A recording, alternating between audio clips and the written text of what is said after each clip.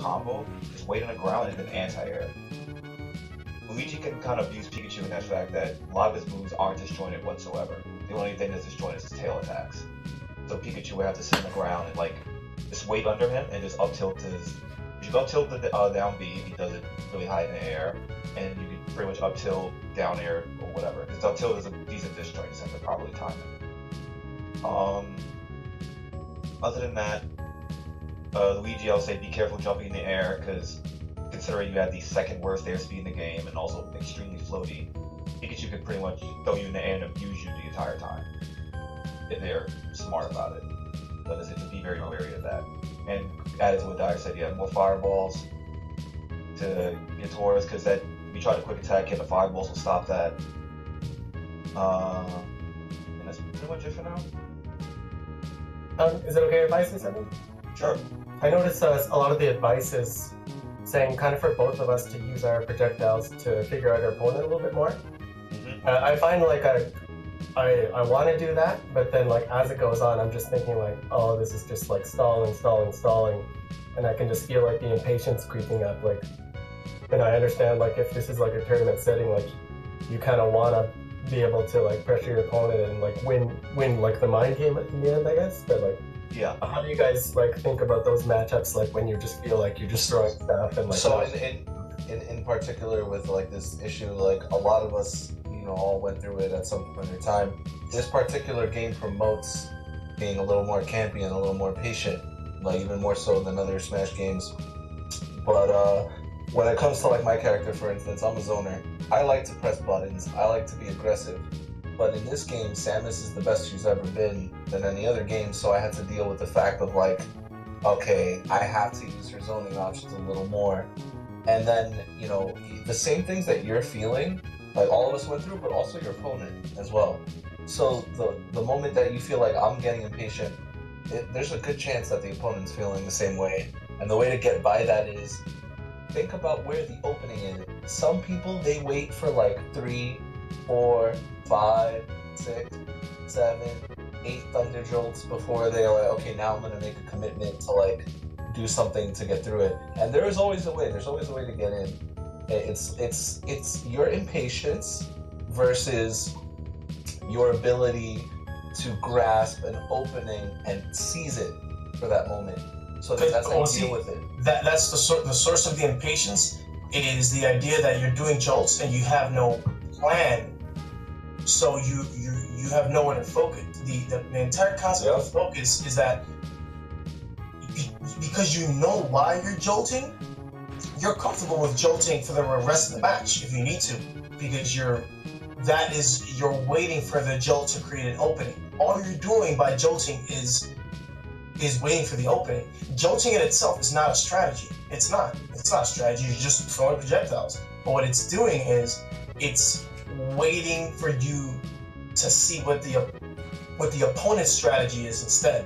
It's a way to force the opponent's hand. So you kind of have to emotionally detach yourself from your responsibility to use all your character's tools, whether it's zoning or not. So if your character doesn't have any zoning tools, then I don't know what other move it would be, but usually the problem is with zoning. So yeah, that's really just, you have to emotionally detach from that and just acknowledge your responsibility that if your character zones, like, that's part of the game. If they can't figure it out, that's their problem. Yeah, and I was playing this guy, Mouse Rat. I actually won a tournament versus this guy. I saw that. Mouse Rat was sticking to that. Yo, dude, I've never seen a Pikachu play like this ever before. Like, it was the campiest Pikachu ever. And I'm a pretty campy player myself. So, like, for me to acknowledge that is a big deal. And then in my head, I'm like, yo, this guy is just Thunder Jolting. But he wasn't just Thunder Jolting. He was Thunder Jolting and moving forward. He was Thunder Jolting and moving backwards. He was Thunder Jolting and then jumping afterwards. Like Dyer said, jolting isn't, a tactic. It's just, it's the means to the end of what your focus should be, which was getting me to be impatient and jump towards him and attack him. And he 3-0'd me. I ended up winning the whole thing. I reset the bracket. I won the grand finals. That shit was hard, bro.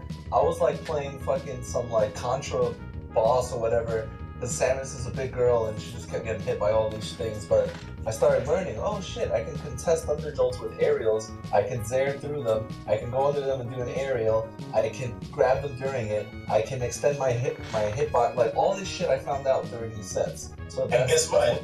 And that was a learning experience for the Pikachu too. He learned all the ways that his projectiles can be dealt with. Mm-hmm. Your stream ended. Yeah, no, I got it. Let's put it back up. Yeah, Let's see. Yeah, he's here. He's probably muted himself. Yeah. Wes, put the stream on. But you were saying there that if you Yeah. can learn as well. Yeah, that you. It's easy to see that he probably learned a lot about that experience too, because that's gonna make him force. That's gonna force him to tighten up his zoning routes as well. So it's like you always wanna put your cards on the table. Like Mouse Rat wasn't concerned with like, oh, but what if people think I'm just a... Doesn't care. Rule number one, we already established, don't care what other people think about how you play. And trust me, I was in chat. People did not like that shit. Yeah. Did not like his Well, playstyle. who cares? Who cares? If Mouse Rat had won, then guess what? He was the winner. All right. Yeah. People worried about what the spectators think. It's you, the game, and the character trying to knock off the stage. That's all that matters.